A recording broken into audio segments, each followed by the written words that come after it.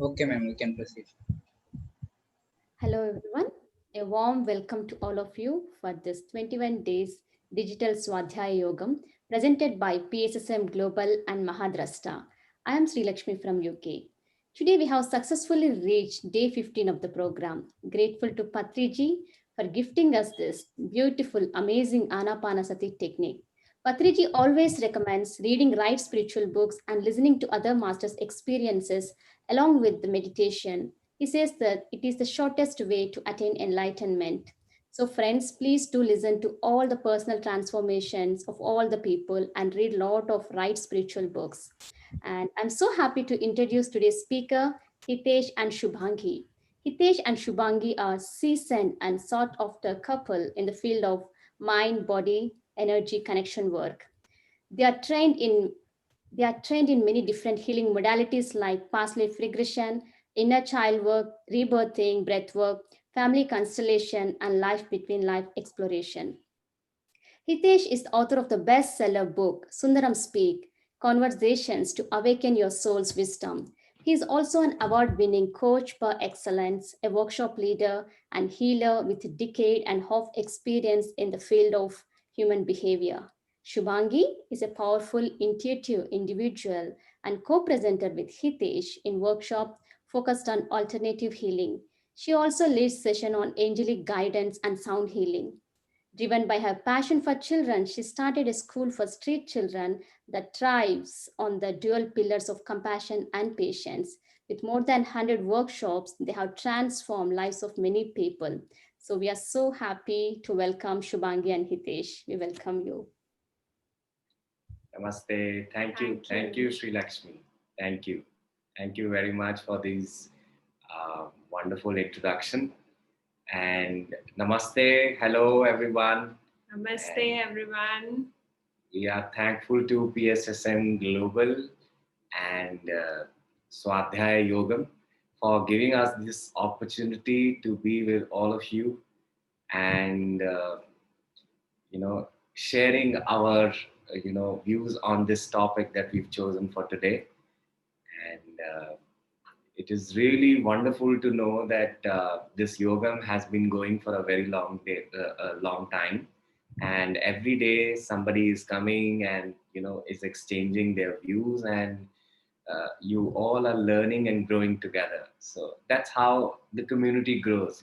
Each one learns from each other. And today is the day 15th for this Swadhyaya Yogam.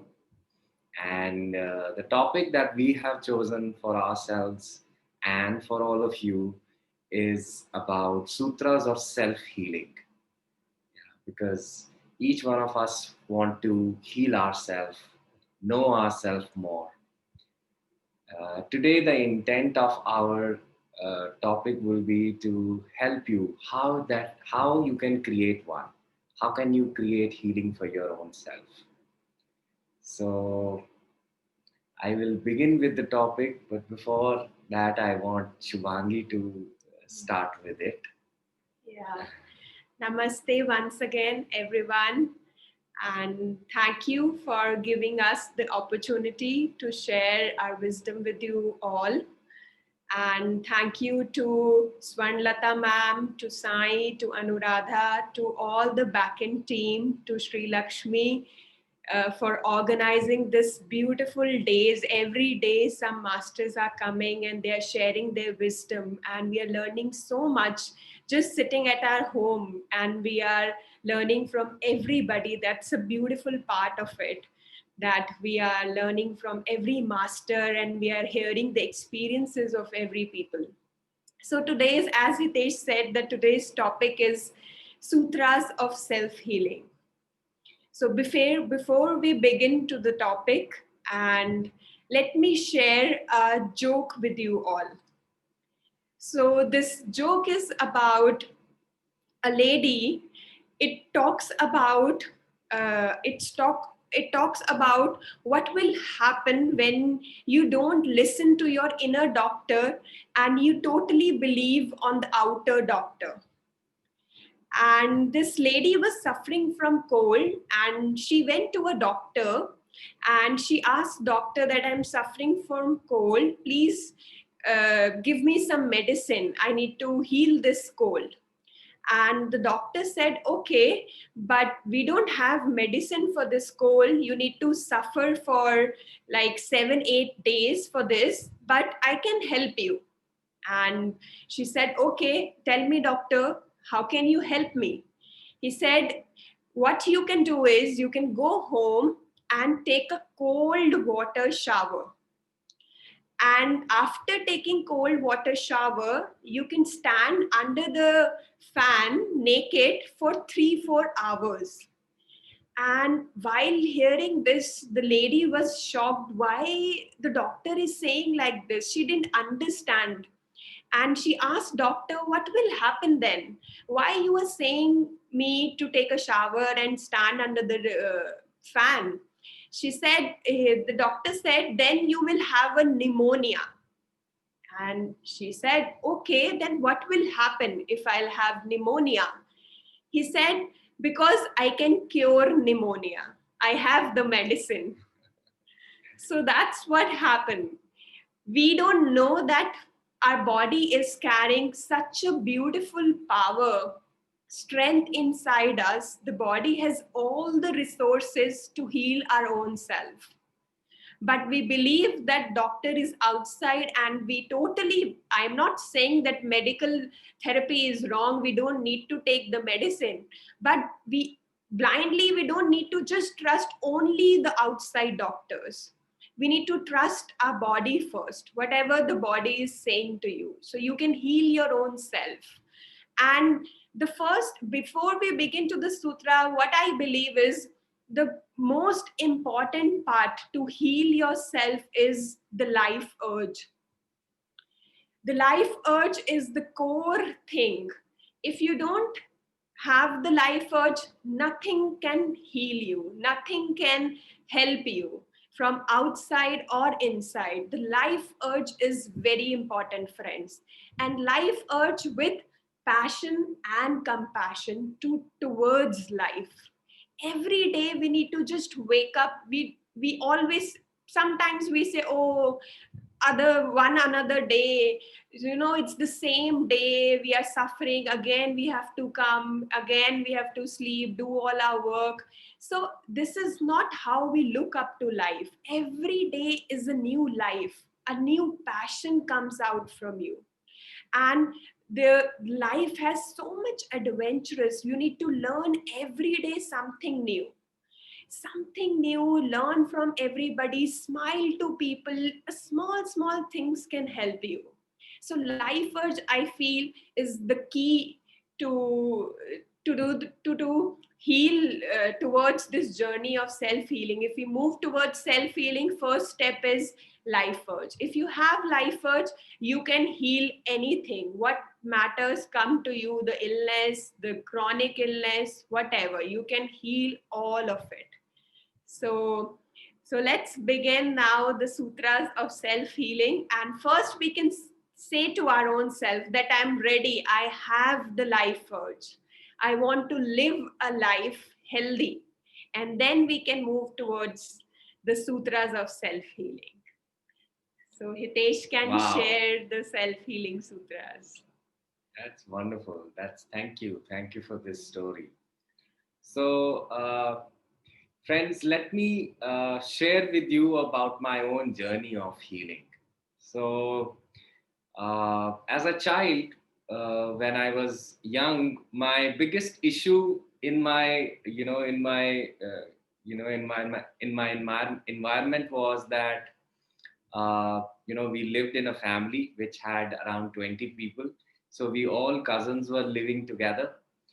My issue was that my the color of my skin is dark. I look darker than all of them, and they all were very fair. Then people will come at home and they will look at me and they'll say, oh, he doesn't look to be one amongst all of them. So he looks like a separate one, so he doesn't match to how his mother looks and how his father look. So although they used to say it very casually, Not that they did not love me, but the child inside me would take it really hard on myself. I would feel that there's something wrong with me. And, I will try to, copy a cousin of mine who was very fair, who would look really handsome. He was a year elder to me, but I failed miserably on everything. And when I was 12 years old, I suffered from chronic asthma. One fine day, I suffered from chronic asthma. I went to the doctor because that day I was not able to breathe. And when my parents took me to the doctor, after doing certain tests, he said that your son has got asthma. Although it started with bronchitis, but then, it moved into a very chronic stage of asthma. And on the very first day, he gave me an inhaler. I'm sure you all must be knowing what an inhaler is. So there is one end of the inhaler that you have to, put near to your mouth and press that inhaler so that it throws the medicine in your respiratory, cavity, and then you are able to breathe much better. So that's how, it started with me. I was at the age of 12 when I constantly took that medicine for myself. And when I reached at the age of 19, it had gone, the asthma had grown into something which was really, really chronic. No steroid, no puff, no medicine would work so easily on me. It would always take a lot of struggle for the medicine to show up its effect on me. And along with that, since these puffs were more of a steroid, so my body became really fragile. After having those puffs, my body will shiver like this. My hand will not be stagnant, it will keep wobbling like this. And at the same time, I would feel really fragile in my body. And so that is how I lived.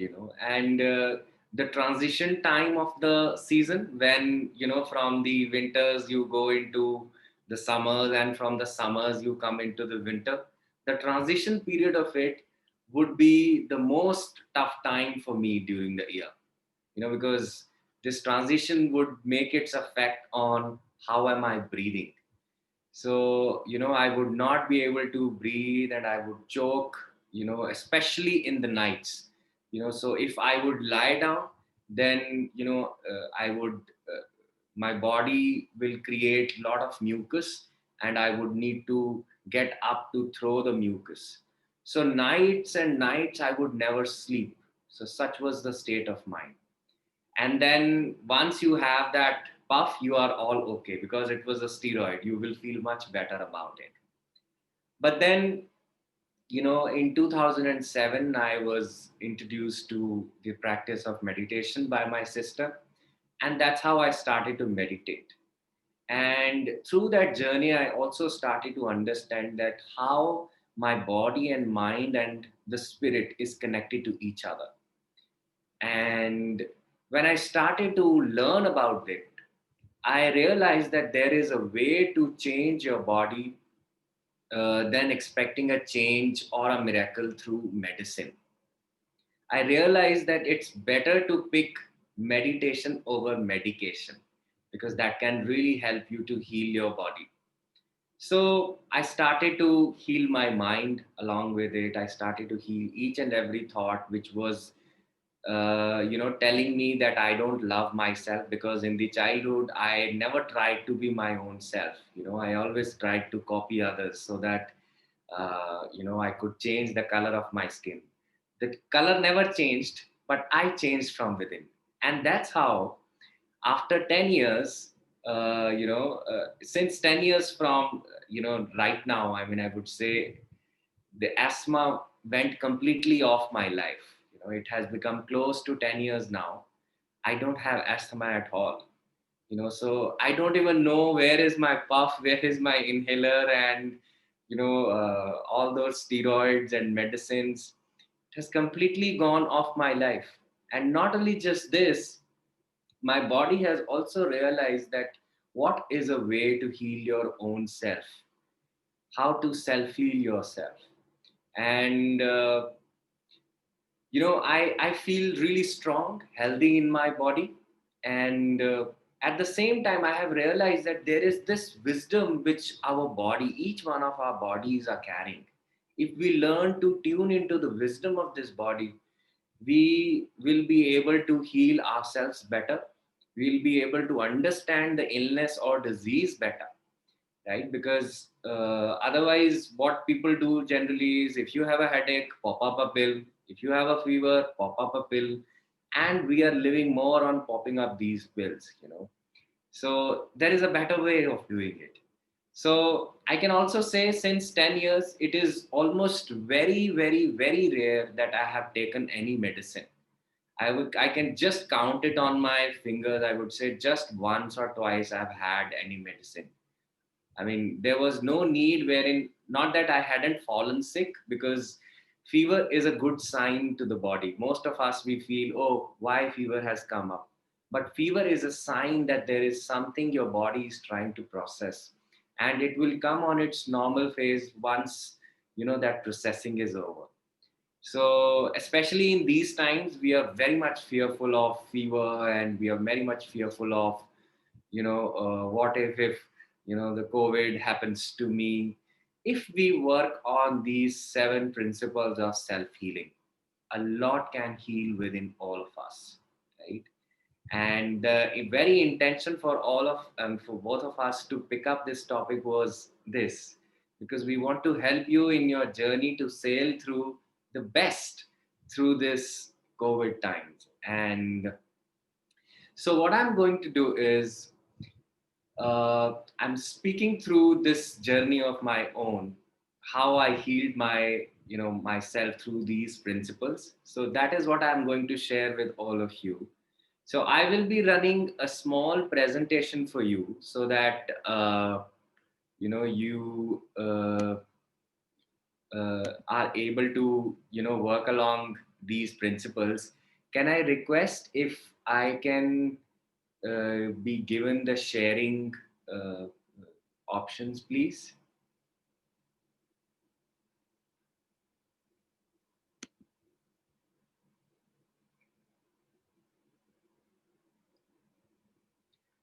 Can I be made the host of the meeting, please? Then I'll be able to share, I guess.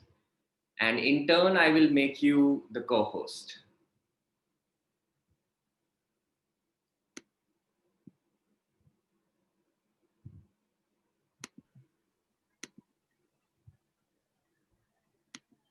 Sai, Sai, Yes, sir.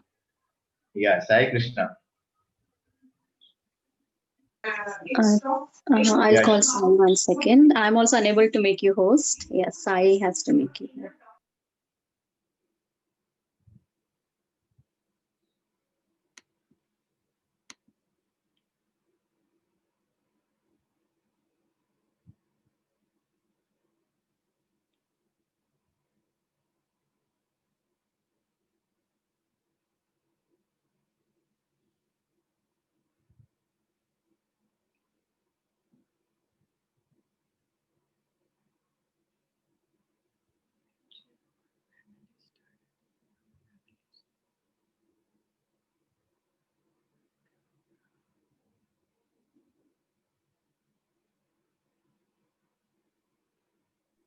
He's doing it now. Yeah, sorry.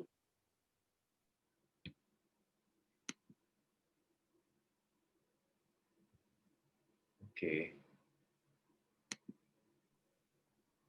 Yes, you are host now, Hitesh. Yeah, just a minute. Let me open up. Yeah.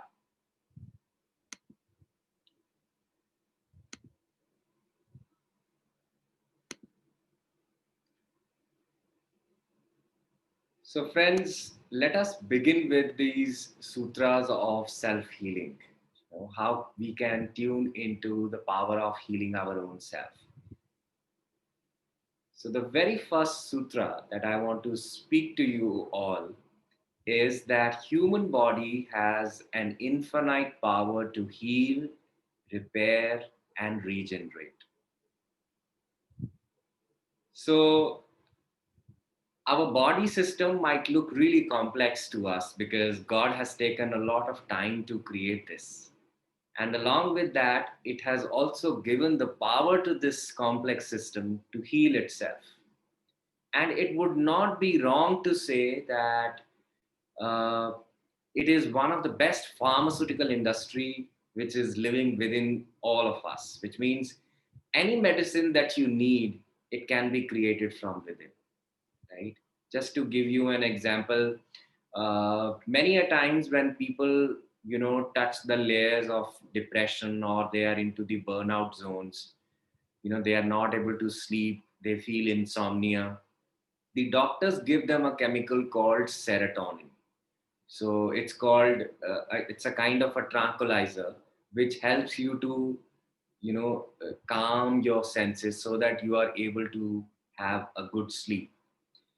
Our pineal gland, which is in our skull, right in the middle of the skull, secretes a chemical called melatonin.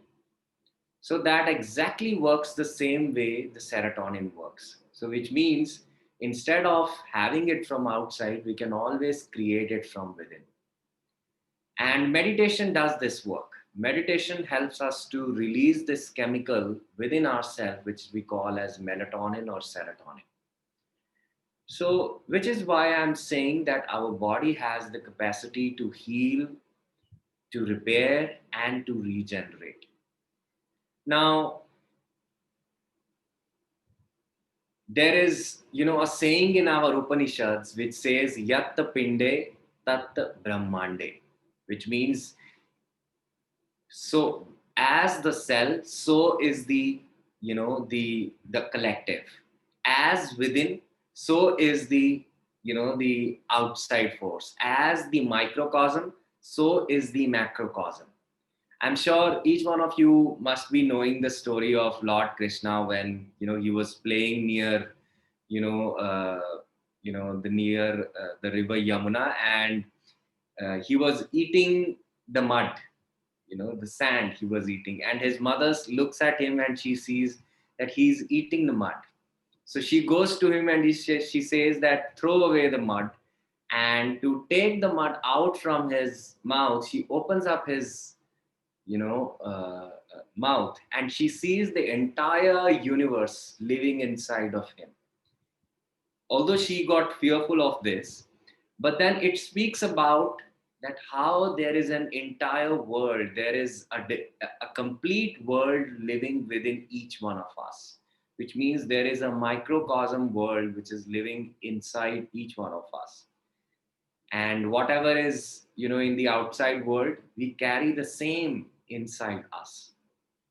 There are around 6 to 7 trillion cells that we carry, and each cell is a world in its own self, right? It carries the same world within its own self. So such a complex system, yet so much of power which we are carrying within our own body. Now, each of these cells work through the element that we call as DNA.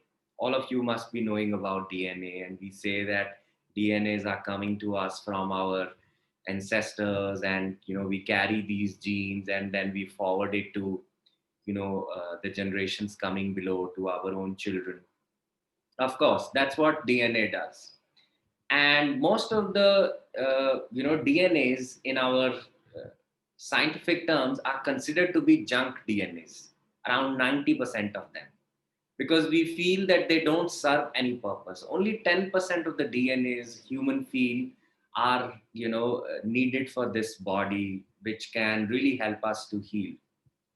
But if we understand the science of DNAs, from a very close space, we will understand that DNAs also emit an energy called biophoton. Now, this is the photon energy which is outside the universe. I mean, we say that right now a lot of photon energy from the greater central sun, which is the source, is coming to the earth. So the same energy is being emitted by our own DNAs. And in our own human language, we can say this biophoton is nothing but the light, right? So DNA has the power to emit its own light. And there are many experiments that have been done, to see what power these DNAs are carrying and how they can heal their own self. So there is a Russian doctor. His name is Dr. Peter Gariev. So what he did was he did a lot of experimentation around DNAs. So in one of the experiments, he takes a sample of rats and he destroys their pancreatic system. So pancreas, we all have pancreas.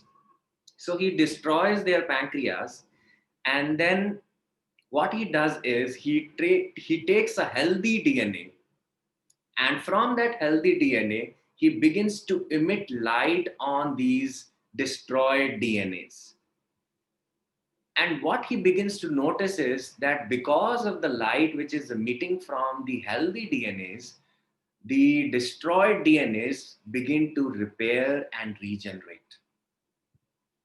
So the reason that I'm trying to, put this experiment across is that light is within. Our DNA carries that light to be used on, the parts that we want to repair, the parts that we want to regenerate, and we can, achieve that state of proper healing.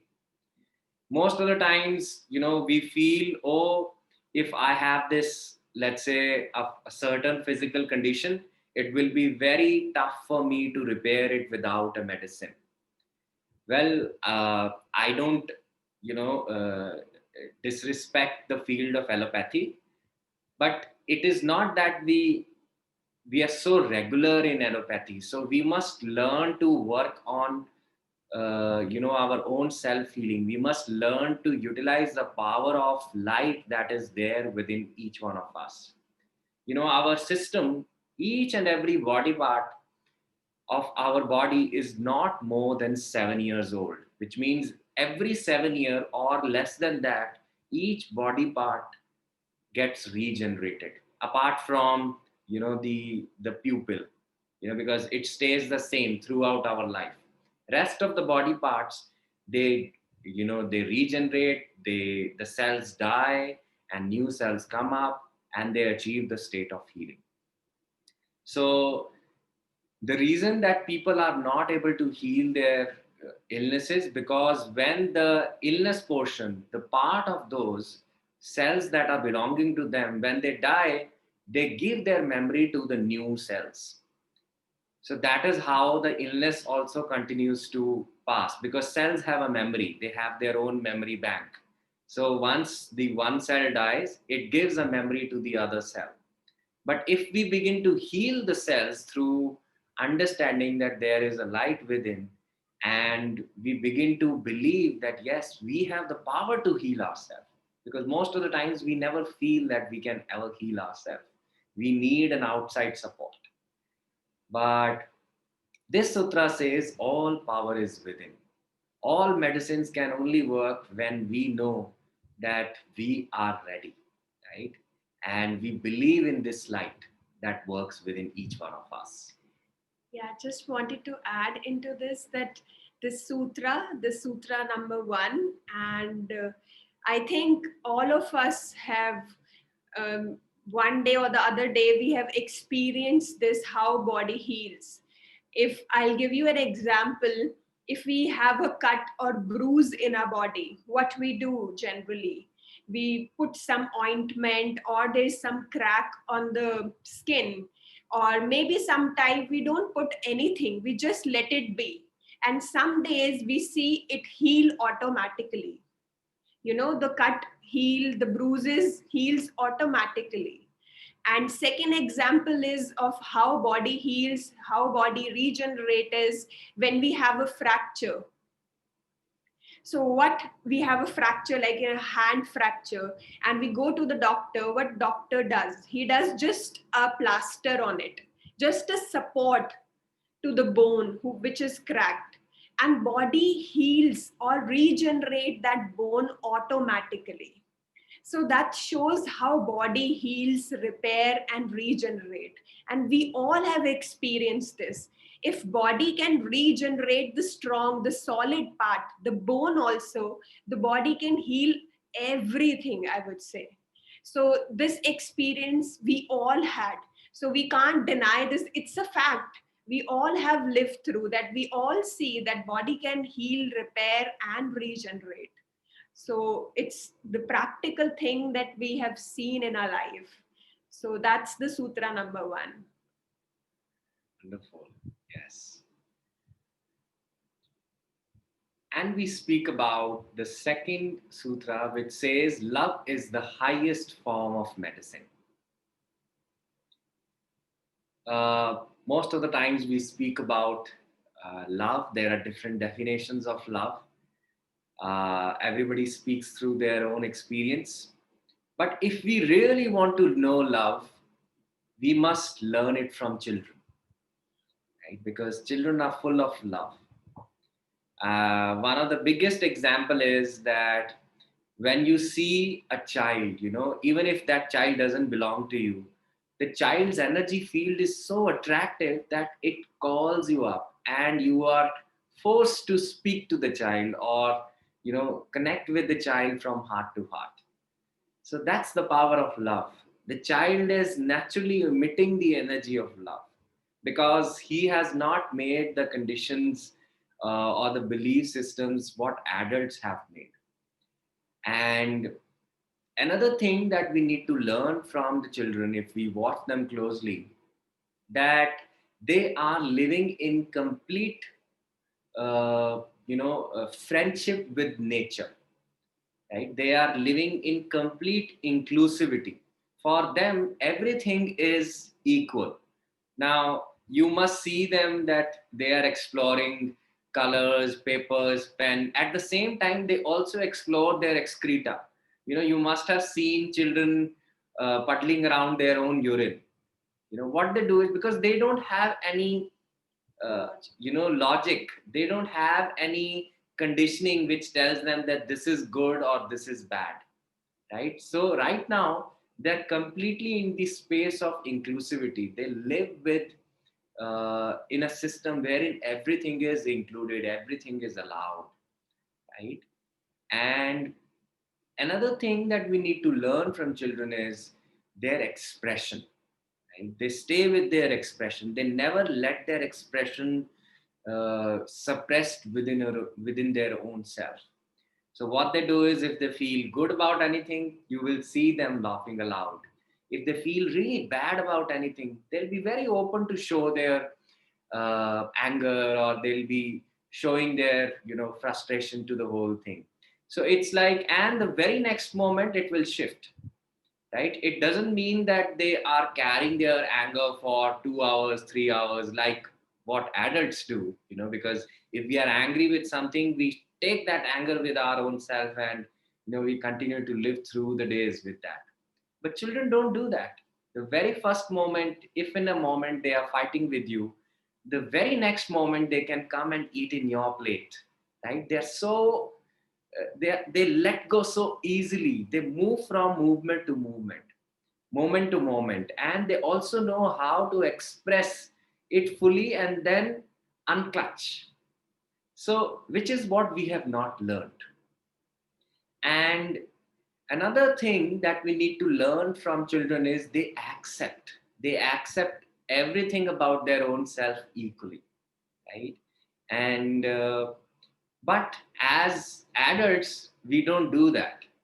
Children only accept till the point they have started to get those feedings from their parents. Oh, this is good, this is bad, this you should not do, this should never happen, right? Until then, they are completely in the space of love. So, what is love? Love is a process of involvement, dear friends. Love is a process of engaging.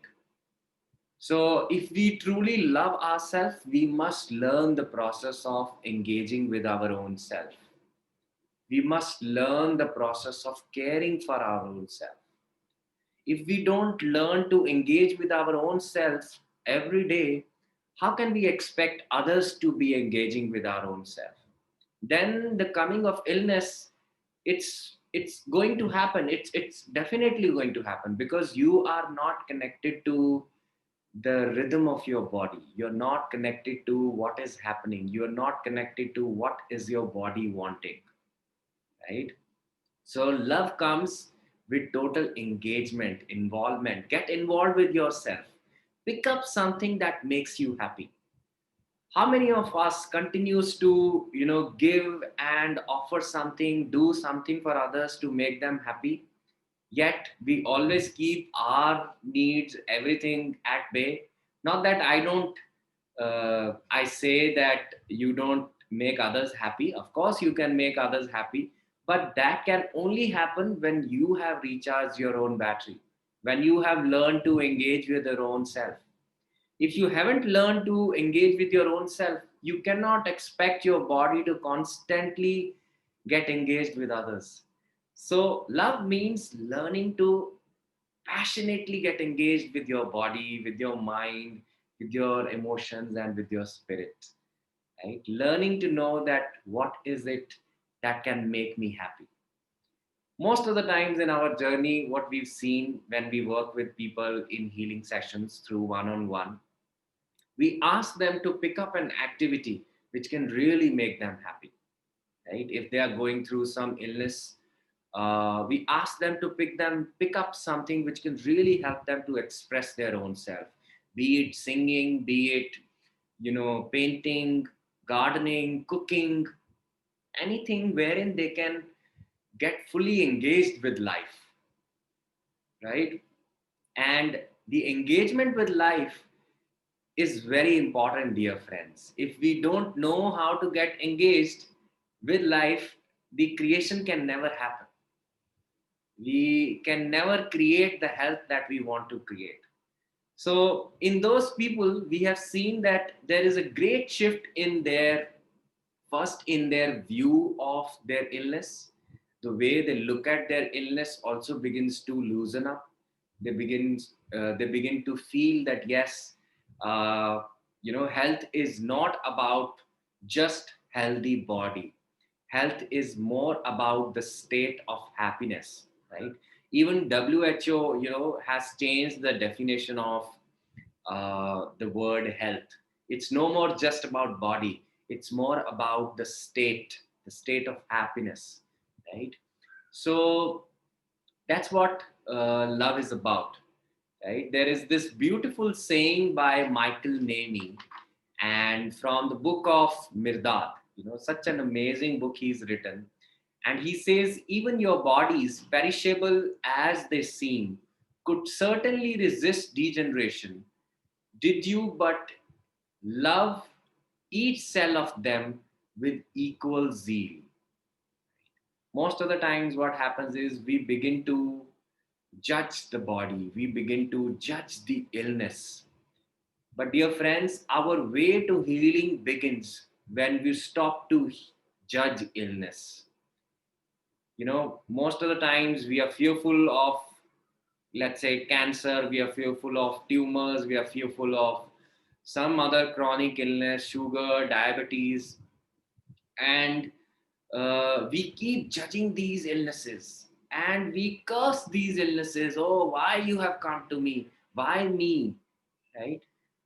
You can never heal if you keep criticizing, cribbing about your illness.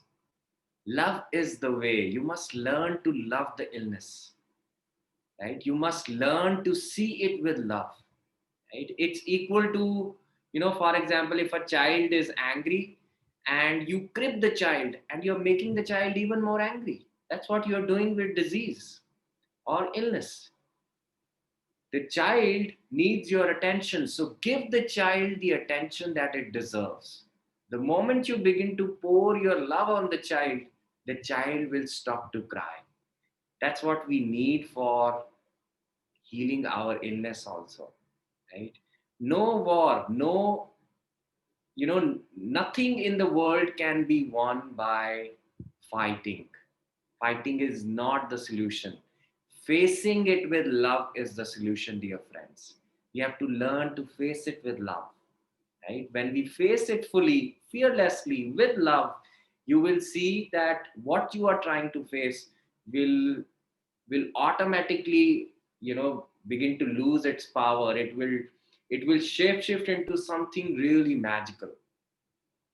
I remember, you know, uh, a friend of mine who had cancer, and so the moment he was told about this, that he has cancer, he began to feel really, really fearful, right? And one fine day, he went to the doctor, and doctor really told him, look, you've gone to the other stage, which is a stage 3, and it is more aggressive in nature. And immediately he began to feel that he is going to die, right? Because the biggest fear is, oh, I'm going to die, I will not be no more anymore.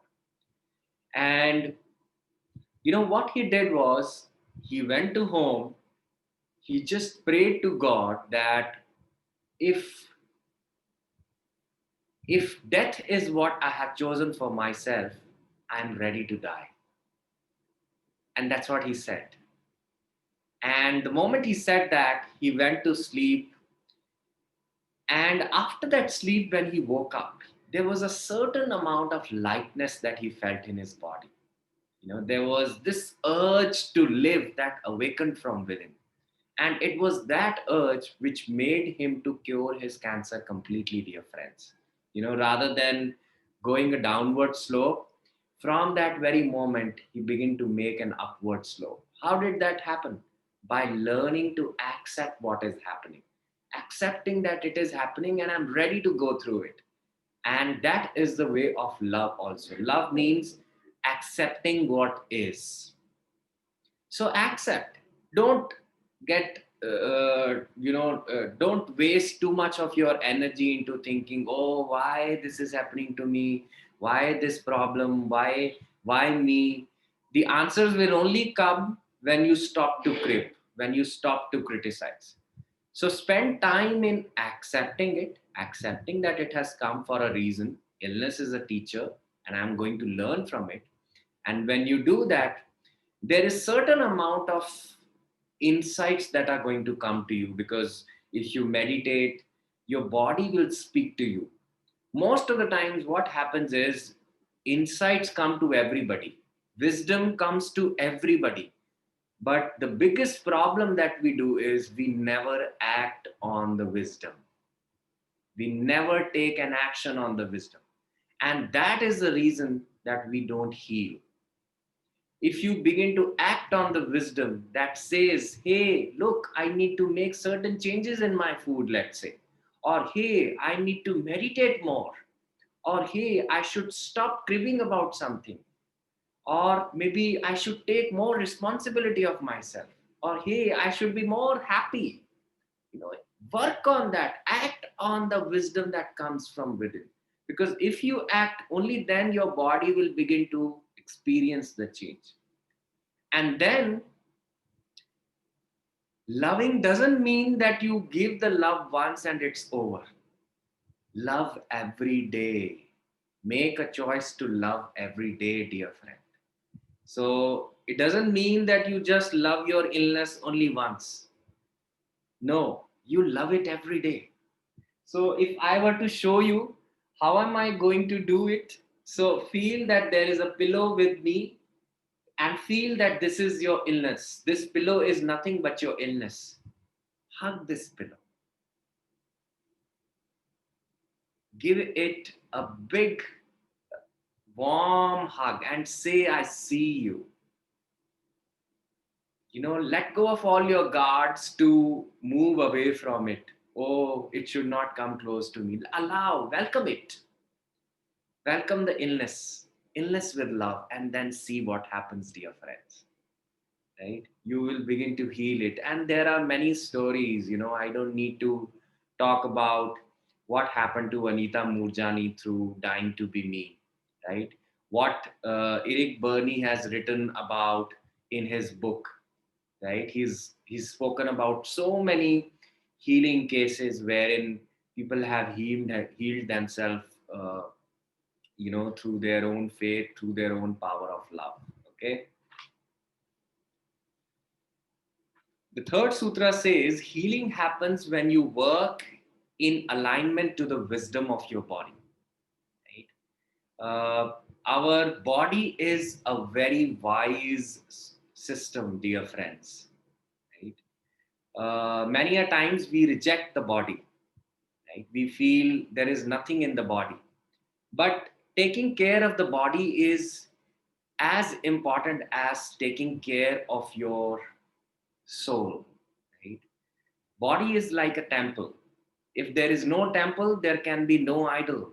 There can be no God within them. So take care of this temple. Every day we go out, we what we do is we take bath, we feed the body with food.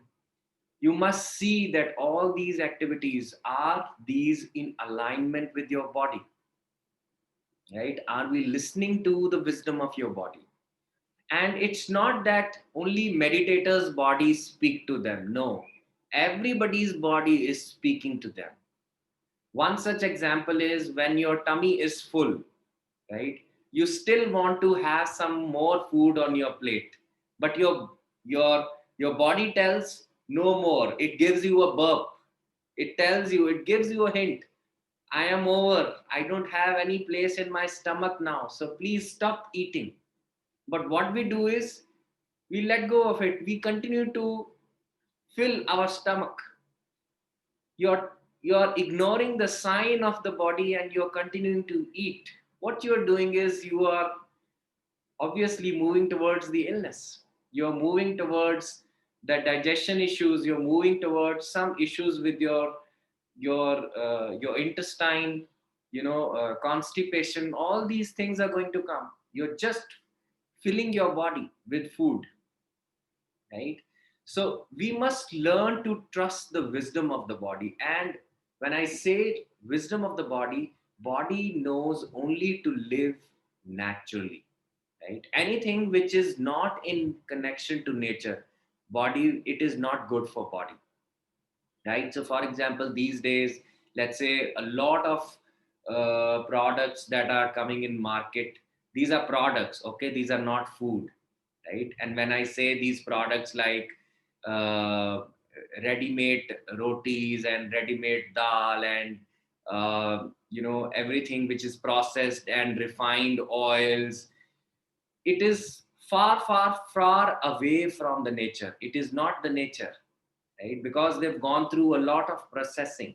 It cannot be really good for our body. Let's say excess of sugar, which is washed in that sulfur chemical, to make it white, right? And even non-veg, right? It is completely, what we should eat is something which is full of energy. That is why we are more dependent on like plants and vegetables which are more alive. But when you eat the dead, what do you get? You don't get energy. You're actually becoming that graveyard wherein the dead can be stored, right? So these automatically, this is leading you to welcome disease or illness, right? And another thing which we don't know is to give rest to body, right? We eat in the morning, we eat in the as kind of a brunch, and then we have lunch, we have supper, we have some snacks, and then we have dinner, and then we also munch something in the midnight. We eat and we eat and we eat and we continue to eat. If you are going to continue to eat, your body is constantly working then. Think of a car which is constantly running. Can that run for a long time? It can never run. So you need to give rest to the body. That is why our ancestors followed the culture of fasting, dear friends. Right? We feel fast is about remembering God. No. Fast is about taking care of this God. Right? Fast is about honoring your body. Fast is about allowing your body to rest. Because if your body is constantly churning food, it will not create the energy for healing. right? You need to keep your body free from any work so that it can create healing, right? If you're keeping it busy, it will never create healing from within, wherein it can regenerate tissues and the DNAs can emit light. Consider an example that you are at home, there is some important work that you have to do, and all of a sudden a bell rings and a guest comes. Then what do? You are just busy with the guest, right? You forget about the work. That's what exactly your body is doing. Your body thinks, oh, today I'm going to heal. But immediately the bell rings and you put up some more food in the body. Then it's an uninvited guest. The body is busy now. Your system is busy now to churn the food. When will it regenerate your tissues? It will never get the time. So, which is why giving a rest to the body is very important, dear friends. You must learn to fast, right? Uh, recently there is somebody who is being given, I don't remember the name of that scientist, but he is been given the Nobel Prize for the intermittent fasting system.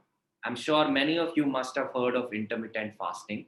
Intermittent fasting means that in the in a day which has 24 hours, some two-thirds of the day or one half of the day, based on what you want to do, one two-thirds of the day you keep a fast, you maintain a fast, you don't eat anything. Because when you don't eat anything, what happens is your body produces a reaction called ketosis. What is ketosis? Ketosis is a process of your body eating its own fat, right? Many people, they shed a lot of money to get thin, to lose weight. Losing weight is the easiest thing, dear friend, if you know the power of fasting, right? You can always stay at the same weight if you know how to fast, right? And how do you do it? By not eating, let's say, in the first two third, and uh, s- uh, then eating in the rest of the time. Although intermittent fasting is a complete different topic, but yes, what I want to encourage you is keep a fast for a day in a week, or at least 15 days. Give your body rest so that it can heal itself. At the same time, learn to pick up the messages from the body.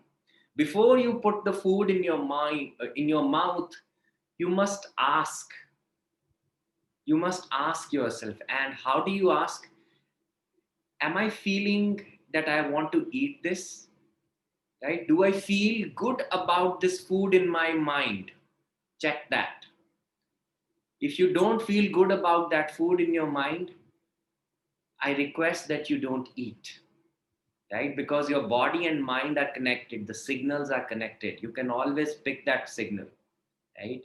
So check it with, what all you eat. Let's say uh, anything, I mean, right? Starting from heavy, oily food or whatever you eat, right? That's what you can always check. Pick up the wisdom of your body. And yeah, so if you begin to pick that up, you will realize that a lot of healing is happening naturally in your body, dear friends, right? A lot is getting cleared. The tumor cells are there in everybody's body, right? It's there in everybody's body, but for many of them it becomes malignant, and some of them it is really benign. Why? Because their body has the power to regenerate something new. For some it is malignant because your body is constantly busy with something else, it is not able to create that healing. So the moment you put a fast, what happens is your cancer cells also eat their own self. They begin to eat their own self and they die. They die the death of hunger, right? And the next one is body constantly serves the mind, right? There was a time when we said that in a healthy body lives a healthy mind. I would say with a healthy mind, you have a healthy body, right? So before you heal your body of fever, you must heal your mind of fever. So for example, if you have a fever in the body and you swallow a pill, what happens is you might heal that for some time. But if you still have a belief, oh, I feel this fever is going to come back, trust me, after 2 3 days the fever will come back, right? So mind has to be worked upon when you are healing your illness, dear friends. You continue to heal the illness at a body level by popping up these pills. It will not happen fully. It will continue to come back if you haven't healed the fear of it from your mind, right? So which is why mind is to be healed completely. And that is why these are the days, most of the people, there is a great awareness that is spreading about the mental health. Body, physical health, we all speak. We have doctors wherein you go and you, but mental health is an arena wherein people haven't spoken much about it. We feel, oh, mental health is for somebody who are mental, who have a mental disorder. No, dear friends. We all need mental health. We all need to work on our mind wiring and rewiring. We all need to check our thoughts, our beliefs, our perceptions, right? Because it is the energy of the mind that creates the matter in the body. If you don't heal the mind, you will not be able to heal the body. And that's very much visible, right? Uh, the reason people are unsuccessful with, years and years of medicine that they have had for, let's say, the diabetes, and they are constantly having it because they haven't healed the diabetes from the mind, because they feel it will never reverse. They feel that they are believing it here in their mind, right? And when you begin to believe, you cannot recuperate. If you wish to recuperate, you wish to believe that you can recuperate. You wish to believe that you can heal it fully without any unnatural or synthetic intervention. You can heal that. There is this woman whose name is Braden Bays, and she's written an amazing book called The Journey. So one fine day, she went to the doctor, and through a scan of her, lower abdomen, her uterus area, she found out that she carries a football-sized tumor in it. So, dear friends, football-sized tumor. So she took 2 months of break before going through the surgery, and she healed it fully. And how did she heal? In that healing, she had to heal her mind and emotions first, because mind have an energy, so it has a direct impact on your emotions also. Emotion, which means energy in motion, right? All the emotions that are suppressed within, they begin to create illness in the body. So everything that is not being expressed, it becomes suppressed within the body. So for example, cancer is a long standing resentment, right? When people come to us and we work with them, let's say for their illnesses, or for any other thing, we always tell them that your physical illness has a tail of an emotion. There is an emotion which is suppressed within you. So for example, people, those who have kidney issues, right? They are struggling with their kidney stones. It is quite likely that they are fearful of something. They carry fear, and fear which is long standing in nature. People who have arthritis issues, it speaks about their inability to adapt to the change, right? And that is why they have missed on the oiling of their, the grease of their knees. It has gotten over. And people who have respiratory issues, it is about grief and self-love, right? And same goes with anger. People who have anger, it's about their liver, right? Anger affects their liver, right? And people who have constipation issues, it is about unable to let go, unable to let go of their own approach. They are too rigid with their own way of life, right? So everything, every emotion speaks about certain illness, dear friends, right? And which is where the intervention of body, mind, and emotion comes into the picture. So before we heal illness, we must tap into the thought that is leading to that illness, right? The belief that is leading us to the illness. So heal the belief first. So for example, the belief could be, I should be punished. Most of the people, when they get an illness, they feel, oh, it is a law of karma. I am being punished. Of course, it's a law of karma, but you don't have to feel that it is a punishment for you. You can live it gracefully. As I said in the Sutra 2, wherein you begin to love what has come to you. When you love it, you will shift that punishment into something which is magnificent. It will leave you immensely powerful, dear friends. It will be a doorway for you to tap into certain great gifts of your life, right? So body has to be healed through mind, okay? And the next one that says all healing works through faith. All healing works with faith.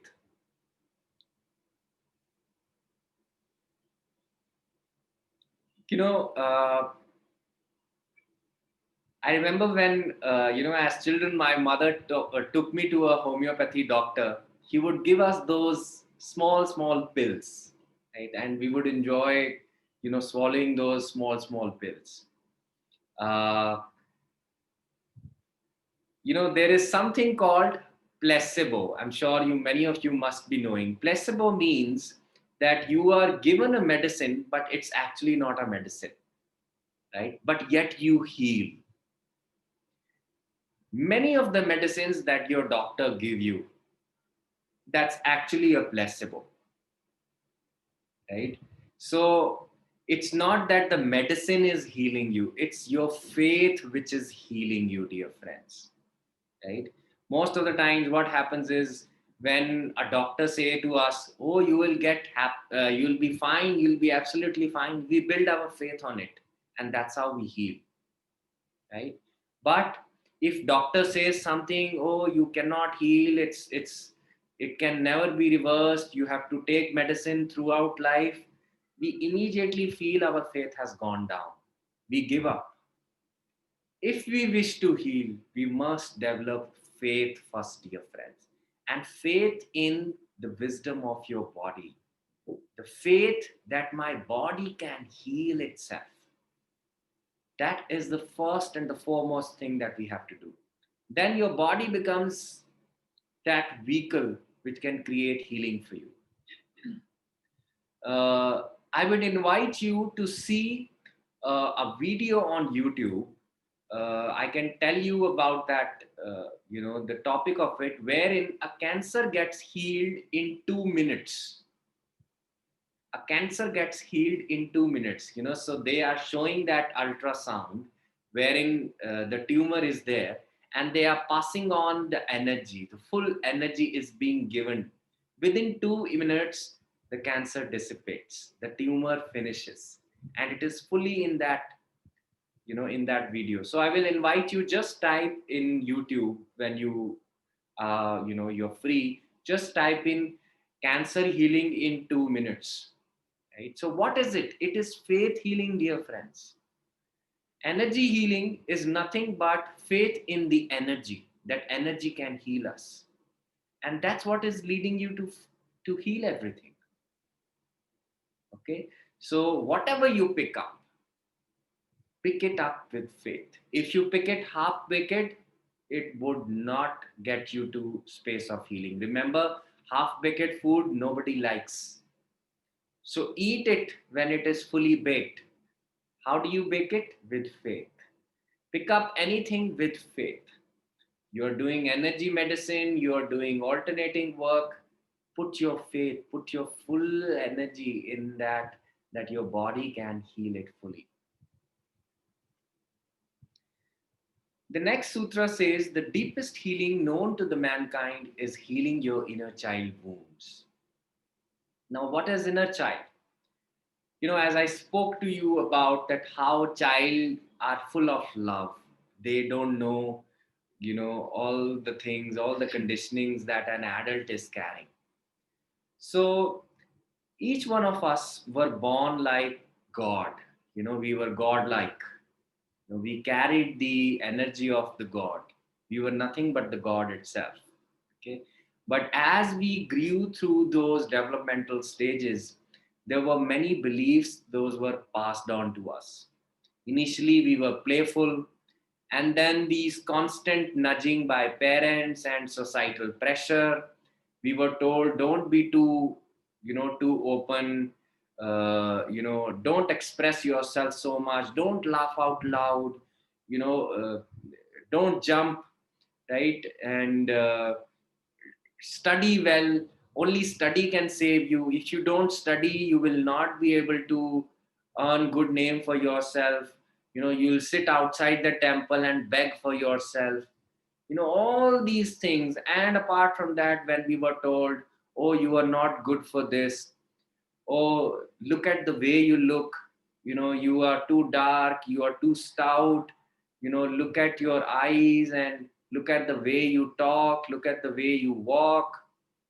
And then there are constant failures that we've gone through. We are told, you cannot do it, you will never be able to do it. You're such a pathetic one, right? All these things and all those cuss words and abuses that we've been given. Most of the times our life as an adult, if we've been feeling, can I do it, will I be able to do it? Know that this doubt is always being put into us. When we were children, we were told you cannot do it, right? Our trust was broken, right? And now this doesn't mean that we begin to crib about people who led us to that. They did it because their own inner child is being wounded, right? But then we must take the charge now to heal our inner child wounds. Science says the first 7 years of our life are the stepping stone to the life that we are living right now. So what beliefs we made in the first 7 years, they are going to go with us throughout our life until you choose to heal the wounds, right? So for example, if as an adult you feel gadha, you feel an idiot, know that it is several times in the childhood you've been told, you idiot, you fool, gadhe kahin ke, all these things that you've been told. And as children, you do nothing but you absorb it like a sponge. So be careful what you speak to your children also, dear friends, because your words are, they are absorbing it. You don't know how it is going to impact their future. They can completely give away their light just with the word that you've spoken to them, or they can completely embrace the light with that word. So choose a word which is empowering in nature. Okay. So we must take charge of healing our inner child wounds, dear friends. Okay. And if we heal the child within, since the adult is made from that child, we will heal the adult also. Okay. The present self that we are, we will heal that as well. And how do we heal ourselves? By learning to Stop judging ourselves. Because enough of judging has happened in the childhood. Right? We've been judged a lot. We've judged ourselves and we still judge ourselves. Stop to judge. Tell yourself that I love myself. I accept myself. It's okay to be me. Right? I'm unique in my own ways. I am a unique expression. Right? You are not here to live like others. You are here to live your own unique expression. So it's okay to be different. When you acknowledge your own uniqueness, you will see the world begins to appreciate it. But you must first appreciate it. You must first accept it. Only then the healing can happen.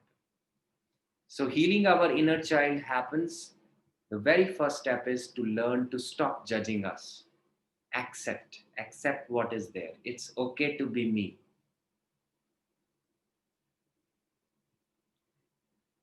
And the last one, which says, disease in itself has no reality, dear friends. So disease doesn't come under the preview of this question, which we call as, who am I? Who am I? I am energy, I am consciousness, I am wisdom. I am the amalgamation of these three things. So disease doesn't come under the preview of this. Disease is not a reality. You might have chosen it to learn something. Disease is a teacher. It is there to teach you something. You can always learn from this. Before you pop up a pill for your migraine, sit with this migraine. Try to understand what this migraine is trying to teach you. What is it trying to tell you? It's a feedback system. It is giving you a feedback about your own self, that there is something that you need to shift within. And when you try to act upon that feedback, act upon that wisdom, you will see the disease is dissolving on its own. Right? You are reaching to who am I? And what is that who am I? Energy, consciousness, and wisdom.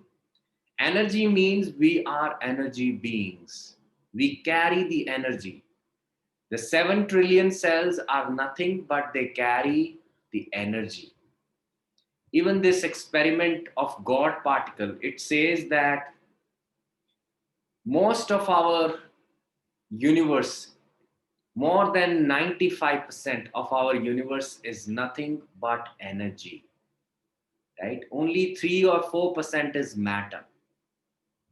Okay, so energy has an impact on the matter. If you shift the energy within, the matter will change naturally. Okay, so we are energy beings. And what is consciousness? Consciousness is our act of looking, our awareness with which we look at something. You know, this whole combo of lotus and mud, right? We look at lotus beautifully, but we don't look at mud in a beautiful way. We feel, what rubbish. But if we begin to change our way to look at this mud, everything will change. Because it is because of mud, lotus is lotus. It is the mud that is nourishing the lotus. So if there is no mud, there can be no lotus. So that's a way we changed our looking to this mud. Same way, we must change our way to look at things in life, right? Most of the times, as I said, change your way to look at your disease. Look it with love. Obviously, when you look at with your love, your consciousness is shifting, right? And that's how we are consciousness beings, which means our act of life, act of seeing matters a lot. We must look in a beautiful way. You know, this term wherein George Bernard Shaw says, beauty lies in the eyes of beholder. Beauty is nowhere. Beauty is in your eyes. Beauty is in your act of seeing, dear friends. That's where the consciousness is. And then the wisdom, the third concept. We are wise beings. How are we wise beings? When we learn to apply energy and consciousness in our life. That is the application, and that is what the wisdom is. The application of energy and consciousness awakens the wisdom, is wisdom actually. So, disease in itself is not a reality. Whenever a disease comes, if we begin to feel, oh, I am an energy being, if this is the energy, lack of energy that has created the disease, I can always awaken more energy through meditation. I can, vibrate at a higher frequency and I can heal that. And second thing is we change our act of looking at that illness.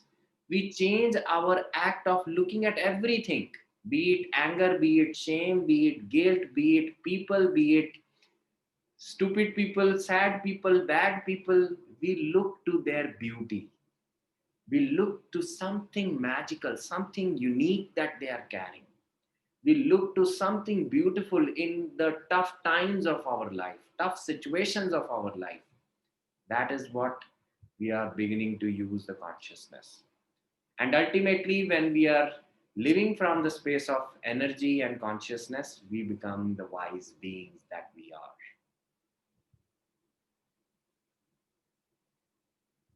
So I think that's what I had to share about these 7 principles. Now, what we are going to do is Shubhangi is going to take us through a meditation, and let us sit comfortably and enjoy the meditation with Shubhangi. So we all can sit comfortably.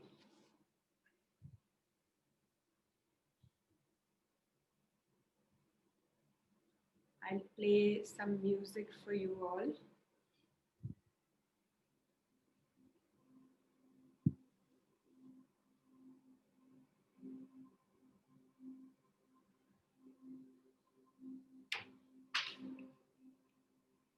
And gently, you can close your eyes.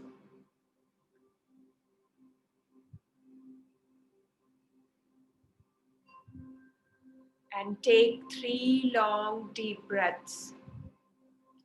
Inhaling from your nose and exhaling from your mouth.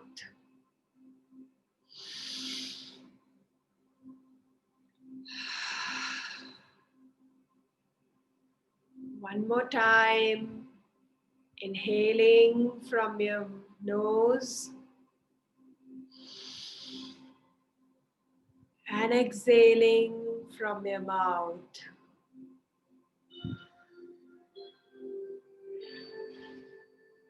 One last time. Inhaling and exhaling.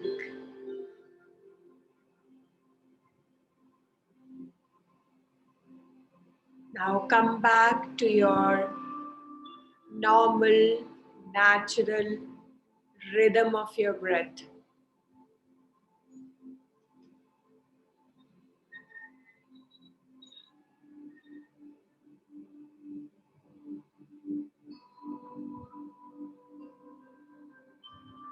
How the breath comes in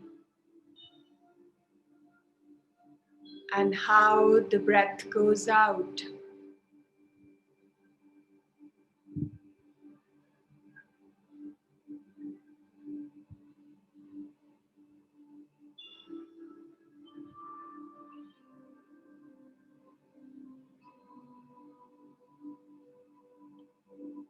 Completely become aware of your breathing.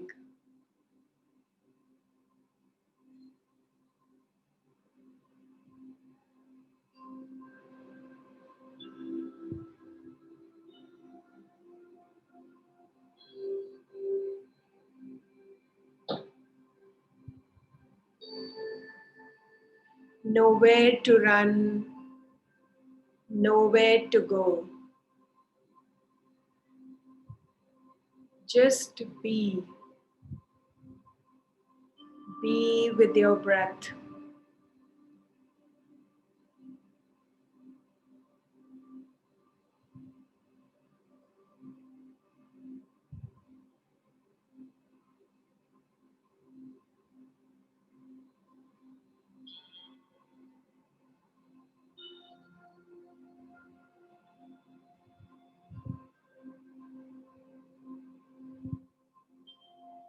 And at this moment, telling to yourself that I am ready to heal myself.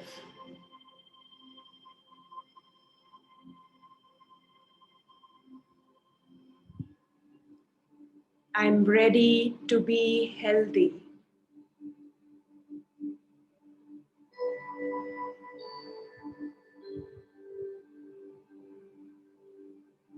I am ready.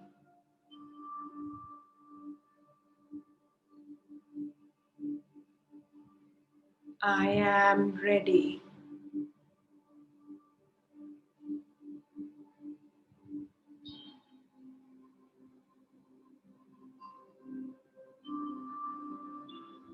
Now at this moment, visualize yourself that you are in a beautiful garden.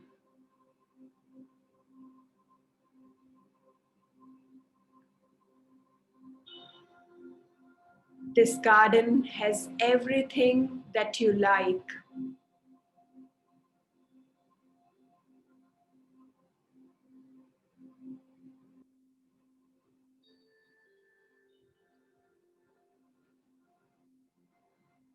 This garden has rich grass, colorful flowers,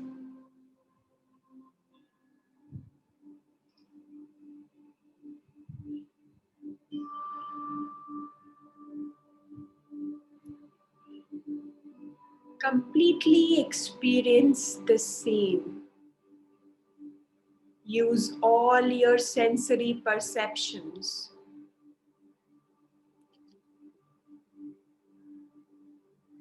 You can see the grass, the trees, the flowers. You can hear the sounds of birds, the sound of wind.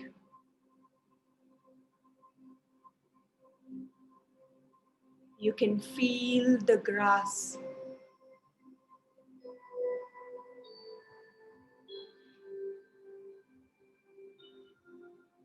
It's a beautiful garden.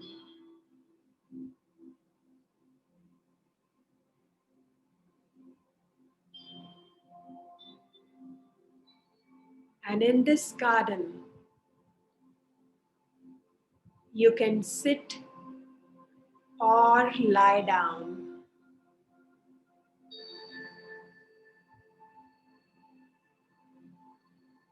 And feel the grass, the green grass under you.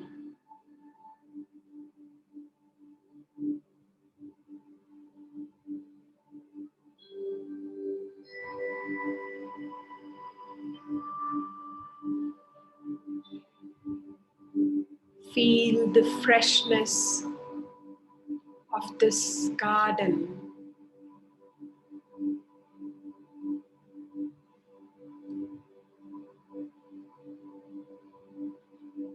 This freshness can make you calmer and more relaxed.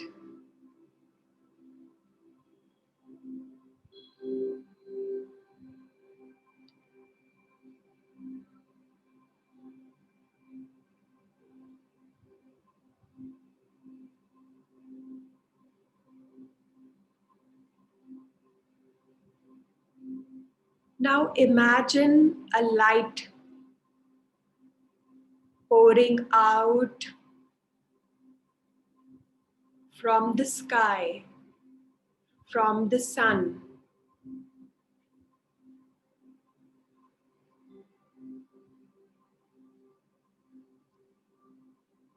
And this light has a healing ability.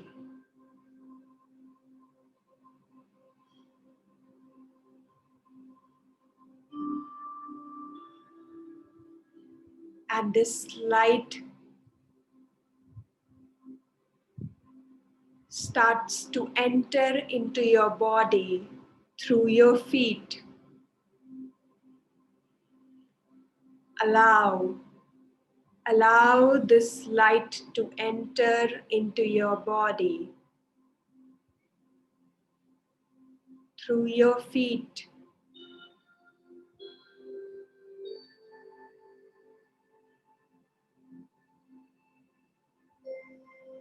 This light is entering into your feet.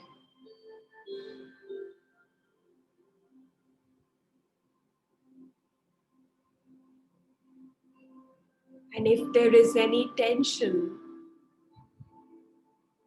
this light dissolves it, drains all the tension.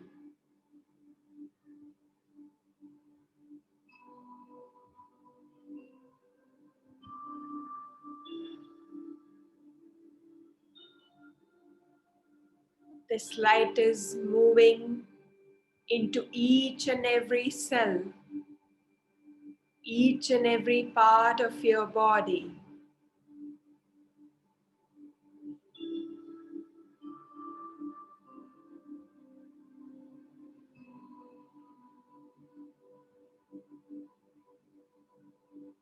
This light slowly moves upward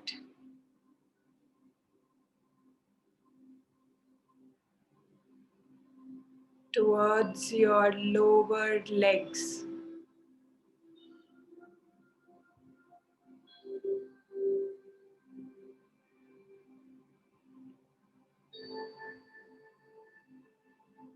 This light penetrating in each fiber, each item.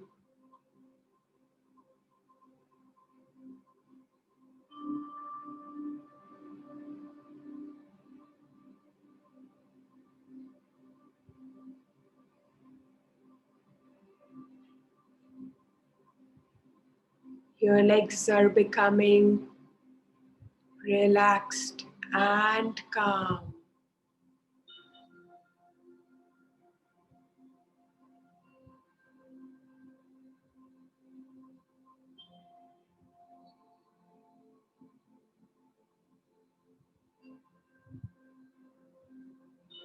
Maybe you can feel any sensation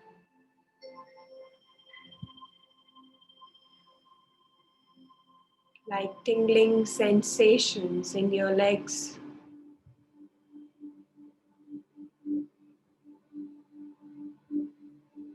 You can feel the warmth, the light in your legs.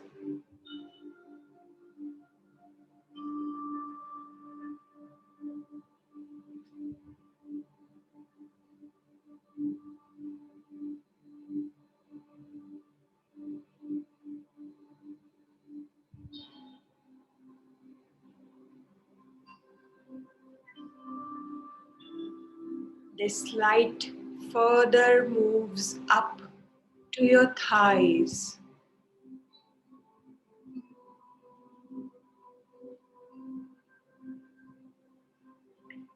Dissolving all pain and stress.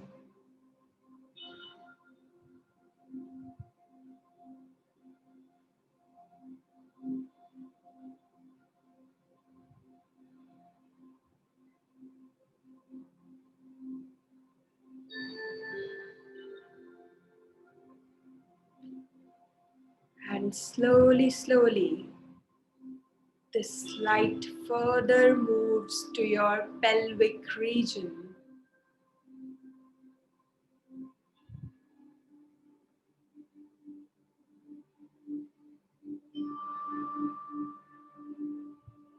This light drains away all the tension.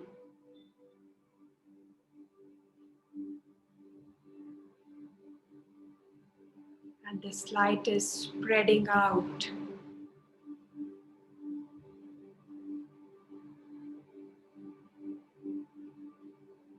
In every part, in every cell.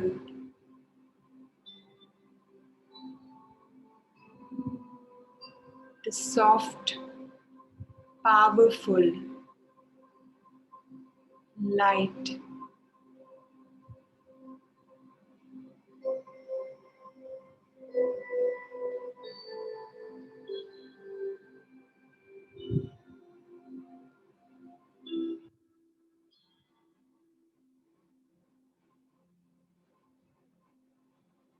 This light reaches to your stomach, your abdomen,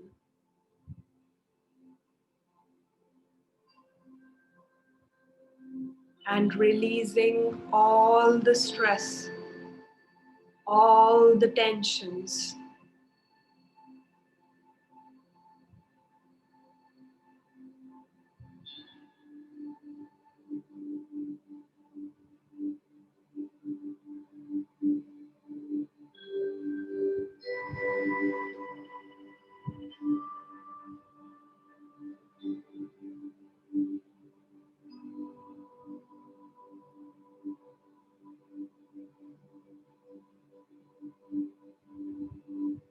This light is illuminating in every fiber.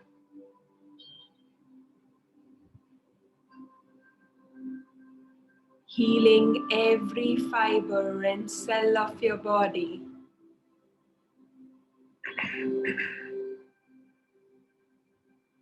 The soothing light, healing light, moving deeper and deeper into your being.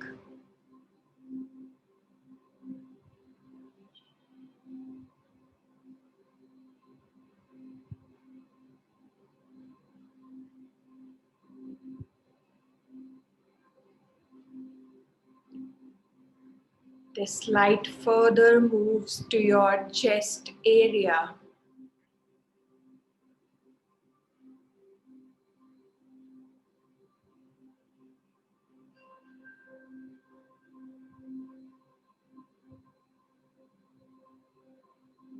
Releasing all the pain,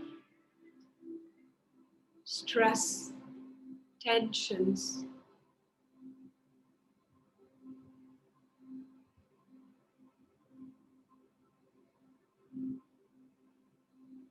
Cleansing all the parts of your chest area.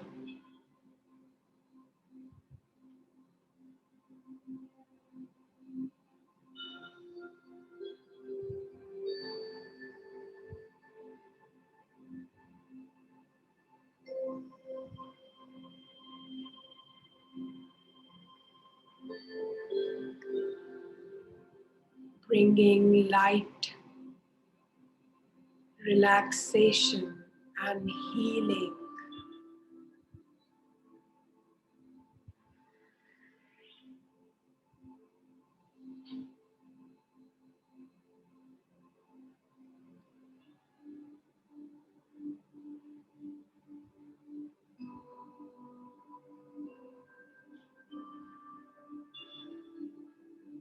Now this light moves to your arms, moves to the tip of your fingers.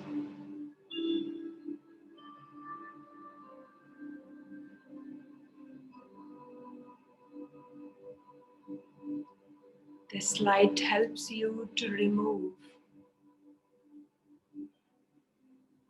all the stiffness, all the tension that you are carrying in this part.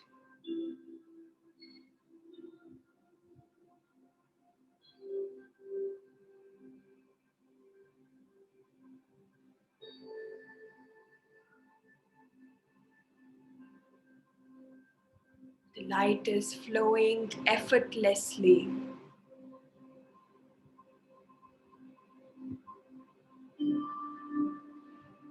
And moves up to your neck.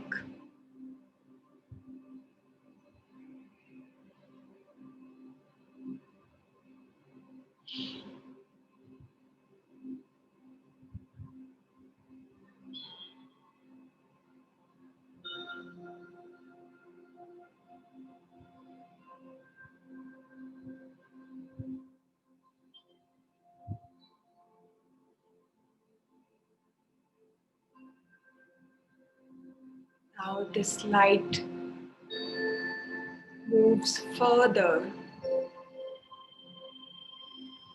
to your head, covering all your face, your head.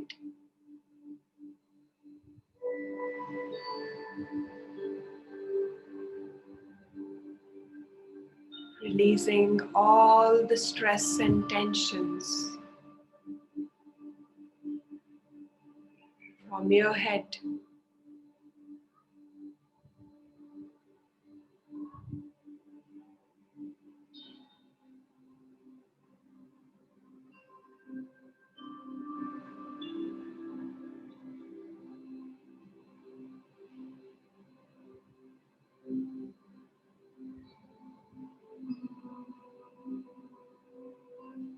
You are completely enveloped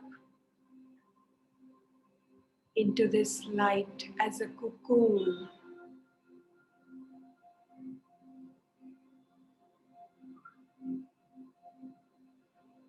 Your body is covered with this beautiful healing light.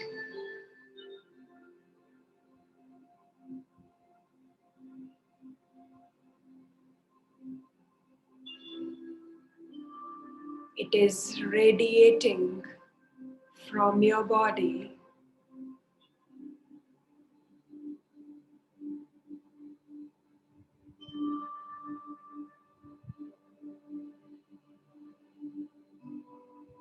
From head down to your toes. Your whole body is covered with this healing light.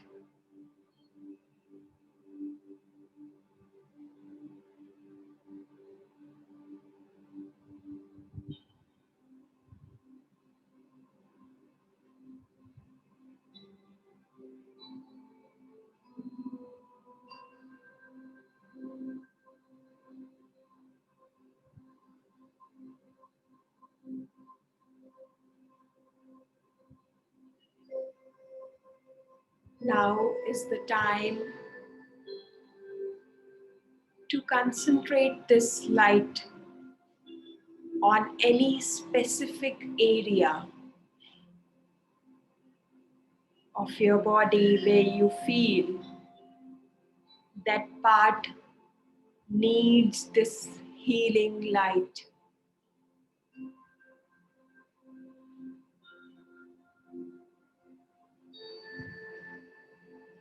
Imagine this light as a torch beam.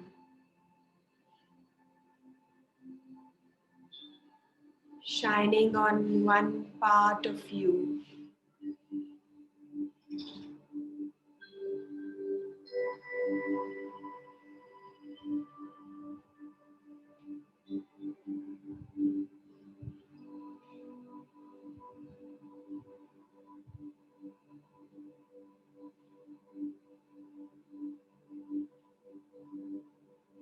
How are you feeling?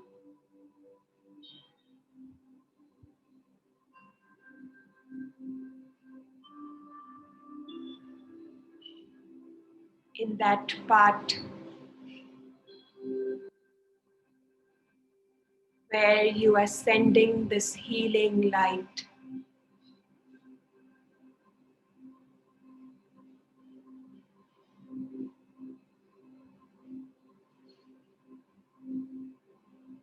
Whatever you are experiencing, let it be.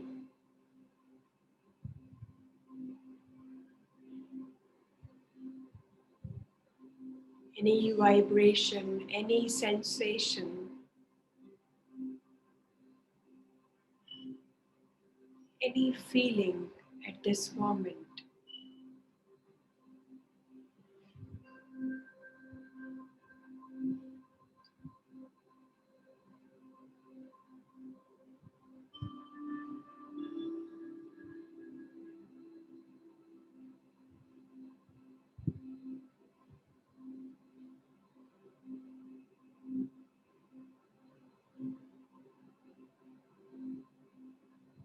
Rest, rest in this light.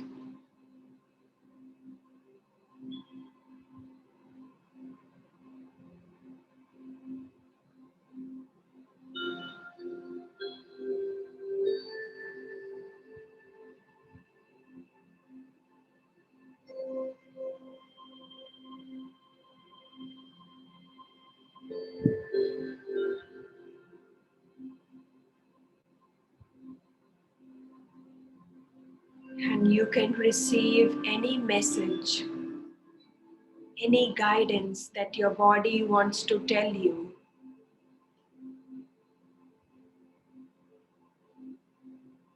Just receive it.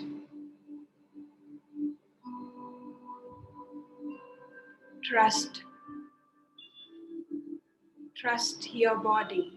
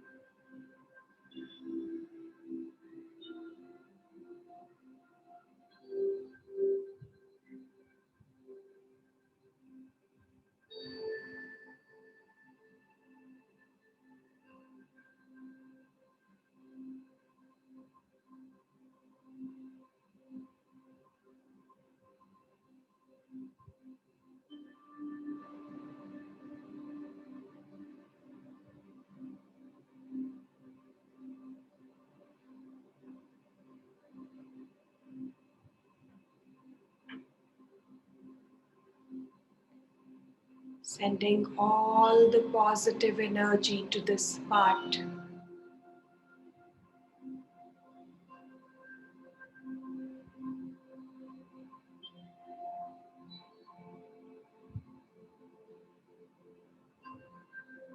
Sending all the love.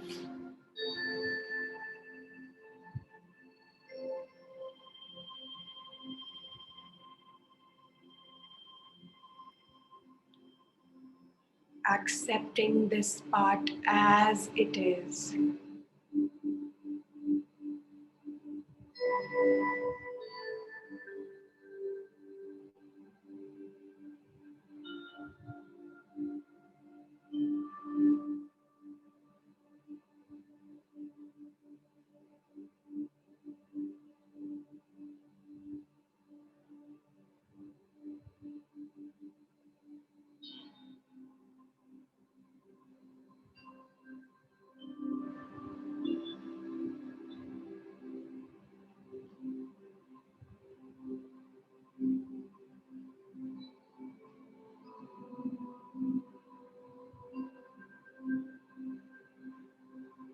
Breathe in all the love,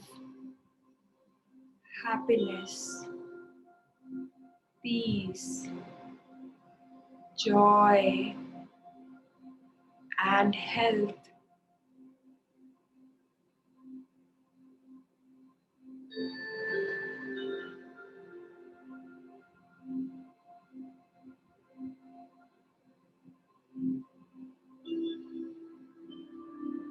Now breathe into this positive affirmations.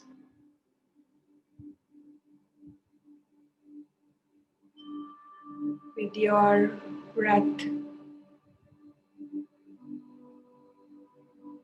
You can anchor these affirmations into your being.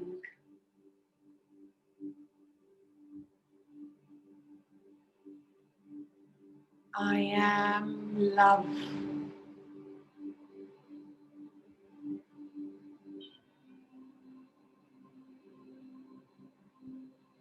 I am whole.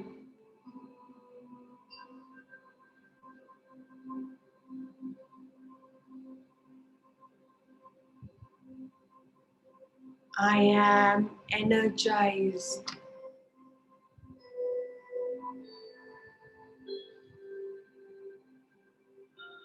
Breathe into these affirmations.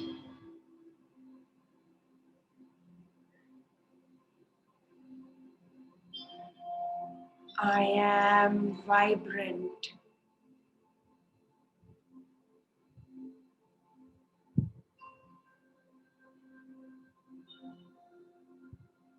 All the cells of my body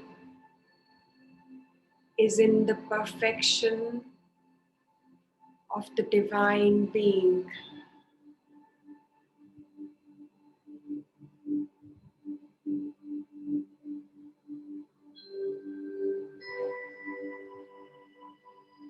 My body is a safe place to be.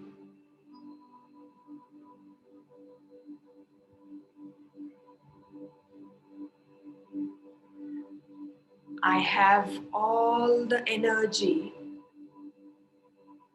to accomplish my goals and to fulfill my dreams.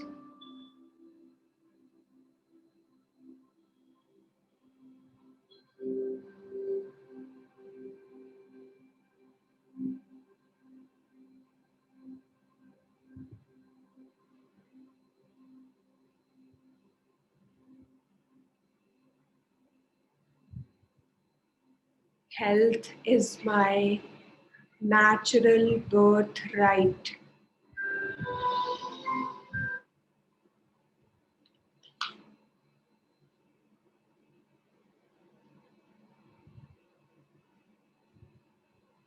I am healthy.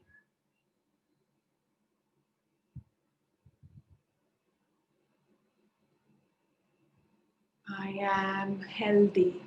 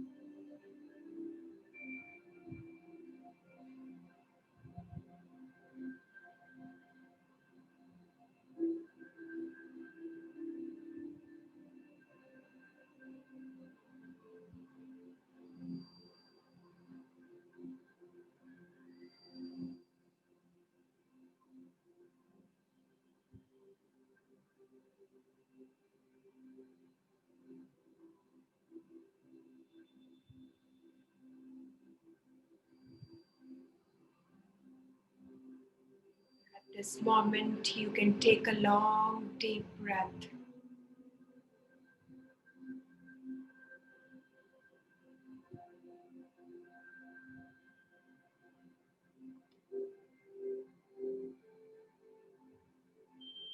And telling to yourself, this light always resides in me, within me.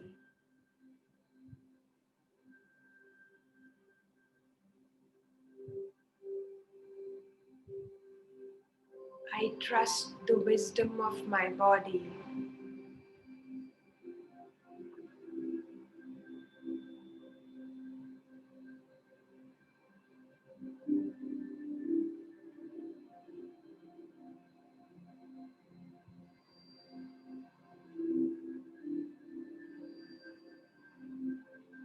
This light is always there for me whenever I need guidance.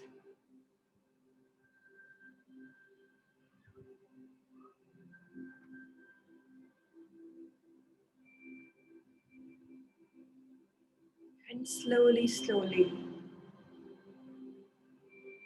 we can start to return back to the room where we are sitting. Thanking this beautiful healing light. Thank you to our body,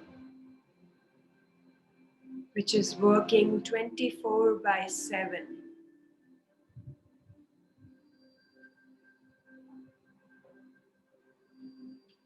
Thank you to each and every part and cell of our body.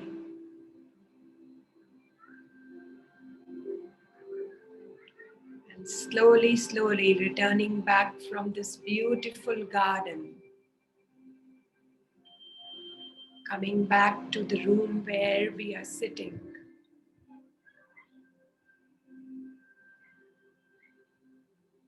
And whenever you are ready, you can slowly open your palms and keep your palms on your eyes for 5 seconds.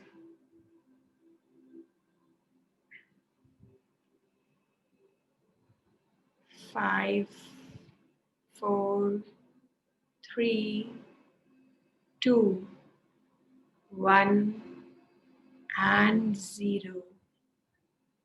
Whenever you are ready, you can open your eyes with a smile.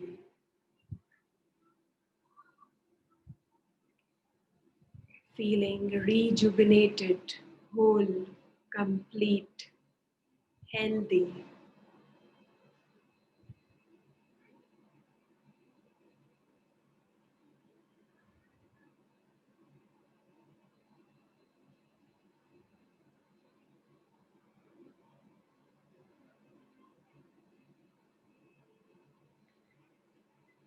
Welcome back, dear friends.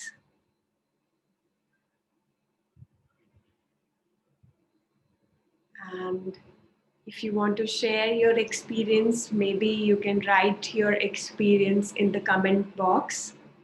If you have any question, we will write back to you or maybe read your comments, whatever you have experienced in this meditation, any message that you receive, any guidance that you receive from your body, and how are you feeling right now, if you want to comment on that. Thank you once again.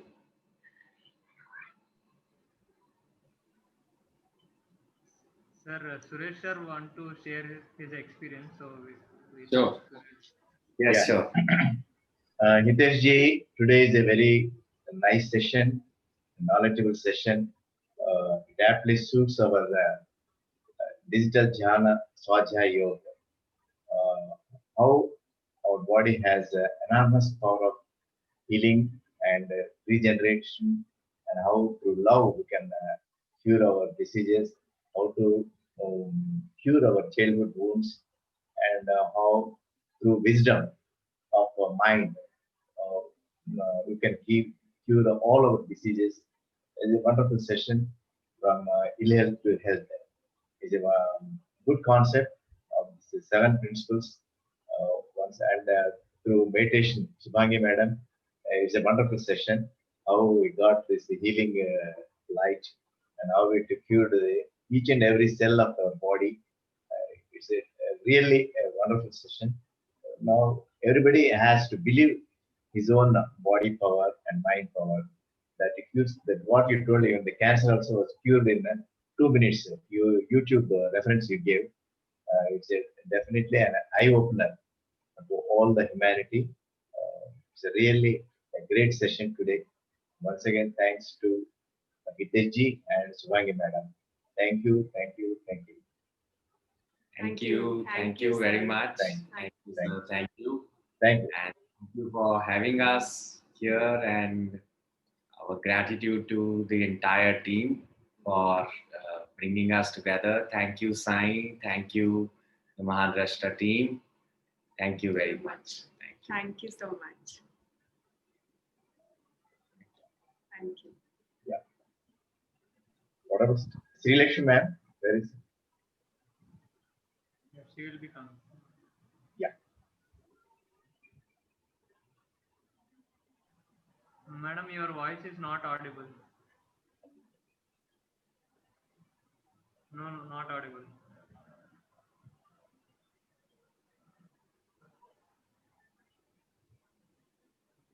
So, 1 second. Suresh sir, or you can conclude the session. Yeah. Let me, madam, you can conclude. Conclusion note with Spiritual Yeah. India magazine so that I can. Yeah. It is one great advice to all our viewers. As usual, we are advising on the Swadhyaya part. We have a good English magazine which gives enlightenment. Each word was being edited by our great Guru Brahmash Pitama Padriji. It gives the concepts of all great masters. Those who read this Spirituality and Spiritual Science magazine, it is assured that one can get an enlightenment very fast, and that's what our Guruji tells. Through Gnana, we get knowledge. Through knowledge, we get moksha. That principle, that logic, definitely it helps. And it gives proof through these two magazines. Let us watch a 1 minute ad so that we can get hold of this what this bi-monthly magazine is. Ad this.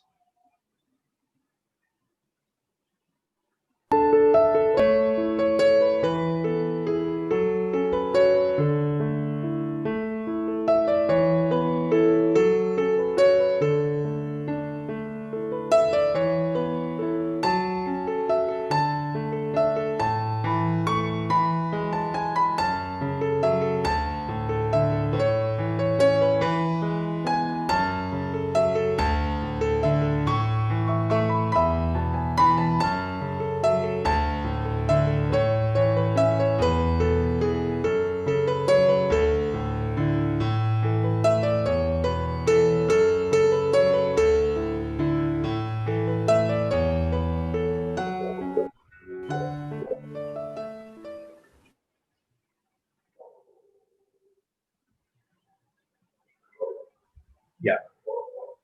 Once again, Hitesh ji and Subhangi madam, it's really we have to congratulate you both for having given us a wonderful knowledge, and definitely it is written in with the golden letters in the history of this 21 days Swajya Yoga. Okay, Sai, Thank you. Yeah.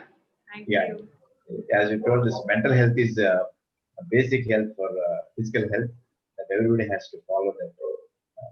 Once again, thank you, thank you, thank you.